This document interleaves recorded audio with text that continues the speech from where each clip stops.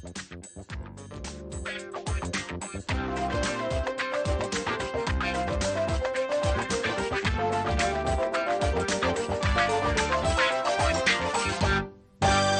Scafon. Tudo bem, Nani? Eu tô, amor. E você? Tô ótimo, melhor agora aqui contigo. E diante de um bolo desse de pão de mel, hein, de Marcela Nossa. Pilão, hein? Pois é, tá tudo tão bonito, né, nessa mesa. Tudo Uma delícia, cara né? boa.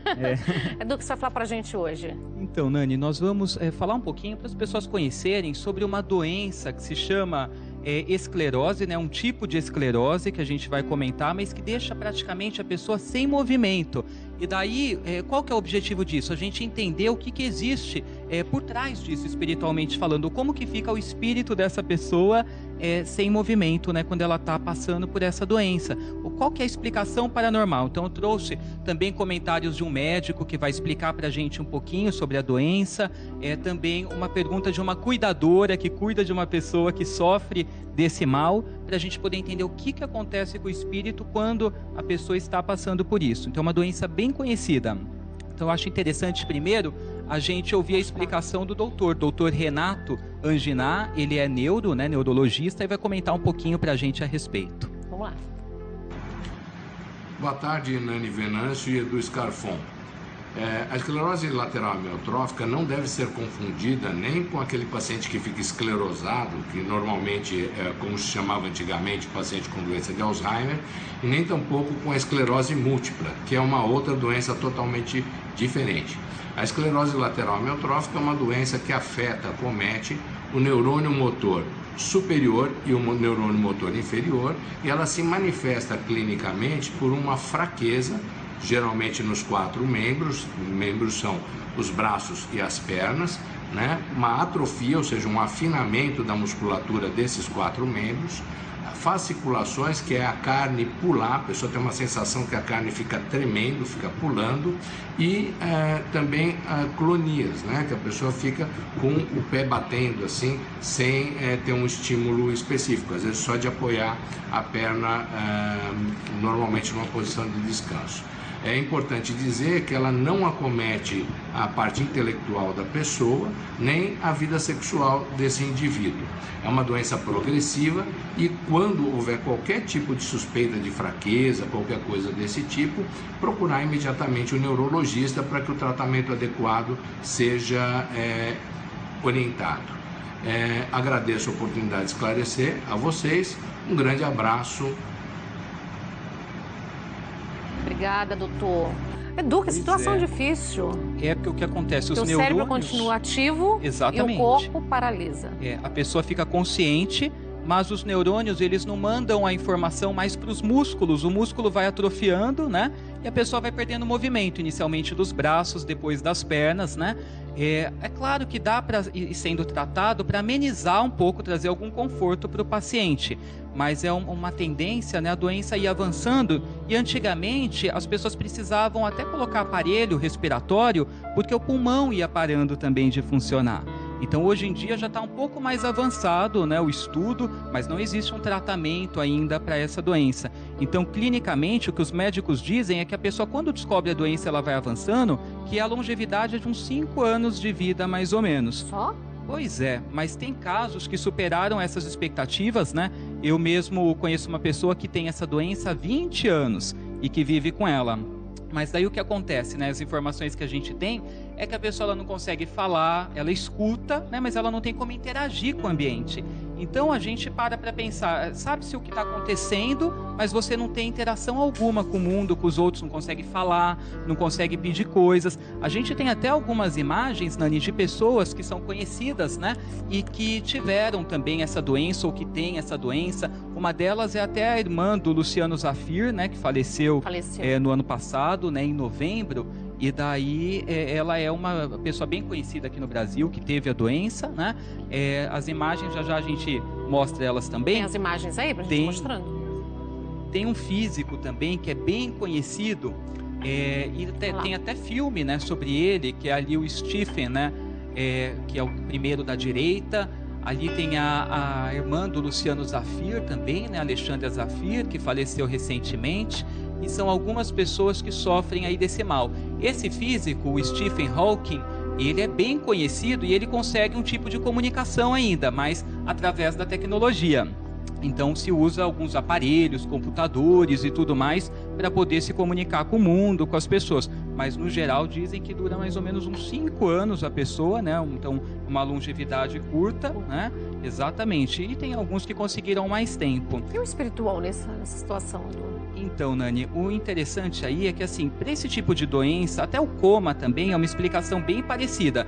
É como se a pessoa estivesse entre os mundos, porque ela nem está no mundo espiritual e ela também não está no plano físico, não consegue viver, interagir com os outros. Então, o que acontece pra gente é que a gente considera muito a questão de karma, principalmente. Ai, que horror. Então, o que é isso? A pessoa está sendo obrigada a ficar presa, seja numa cadeira de rodas, seja numa cama. Exatamente. Então, muitos consideram que é como se, de repente, no passado, em alguma vida passada, a pessoa tivesse, de repente, tirado o livre-arbítrio de alguém, tivesse impedido alguém de fazer as escolhas, tivesse, de repente, punido alguém, né, ali sacrificado, paralisado, e daí ela é obrigada a retornar numa situação também de paralisia para poder se redimir. Essa é uma das possíveis explicações espirituais. A outra você vai me falar? Tem outras. Já. Sim. Porque eu vou dar um recadinho aqui para quem está em casa. Transcênio mulher.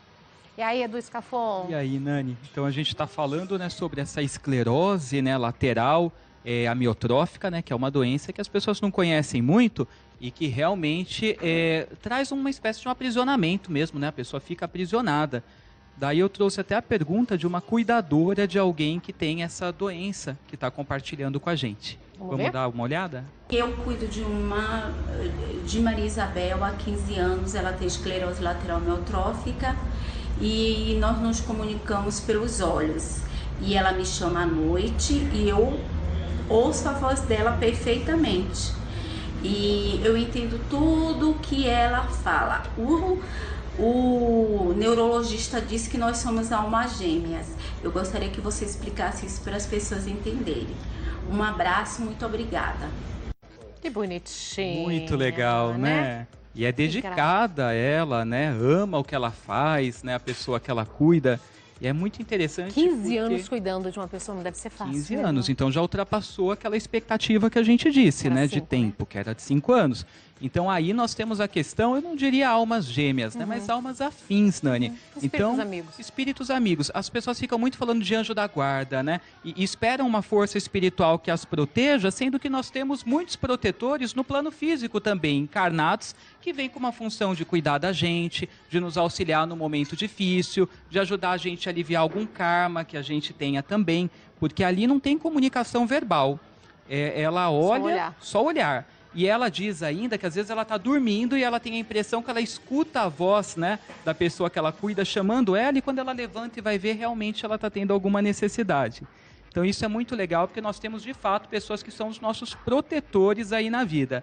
E o que é isso, Edu? É uma afinidade espiritual? Uma afinidade espiritual, um processo de desenvolvimento que de repente a cuidadora ela vai se desenvolver espiritualmente ao fazer aquela função, ela vai aprender alguma coisa ao exercer aquela tarefa, ao compartilhar de momentos com aquela pessoa que está enferma. Então é como se fosse uma missão. E na espiritual. Espiritualidade, para vocês, quando a gente acontece uma doença dessa, uma enfermidade, é para um aprendizado, é para a gente aprender alguma coisa, é uma evolução, é um processo que a gente tem que passar? É um aprendizado, embora... Tem ali uma imagem também, Edu. Essa imagem é daquela brincadeira que tinha do balde de gelo, de água gelada, que os artistas lançavam justamente para tentar captar recursos para investir nos estudos, para que uma associação tivesse o dinheiro para poder estudar nessa doença, desenvolver um tratamento.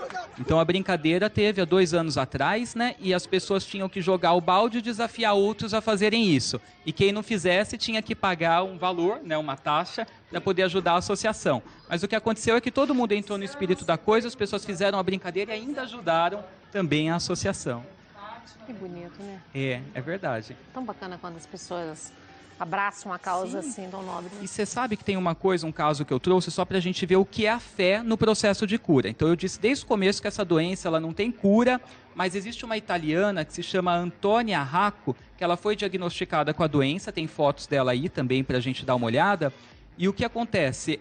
A doença ela não tem cura, né, essa senhora. Mas ela foi na França, numa catedral, na Catedral de Lourdes, e ela pediu muito pela cura. E daí o que acontece? Ela entrou em águas termais que tem dentro da catedral e ela ouviu como se fosse a santa ali falando com ela, né? E pedindo para ela se levantar. E ela chegou lá de cadeira de rodas. Isso faz poucos anos. Ela começou a sentir uma dor muito forte nas pernas, mas se levantou. E você sabe que ela voltou a ter uma vida normal. Hoje ela anda, ela caminha, ela tem um movimento, ela foi diagnosticada com a doença, não era um achismo.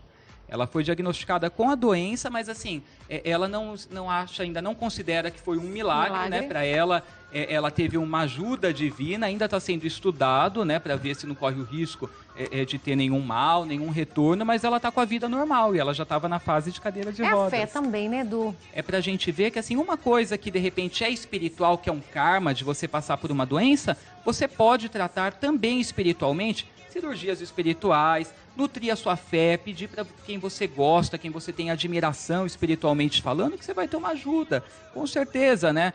A gente pode obter a cura para determinadas coisas, mas a gente precisa confiar, precisa fazer a nossa parte. Tem até estudo, Nani, que fala que as pessoas que cultivam a espiritualidade delas de algum modo, elas são menos suscetíveis a terem problemas de pressão, de colesterol, a desenvolver males. Por quê? Por conta de como ela nutre o espírito dela.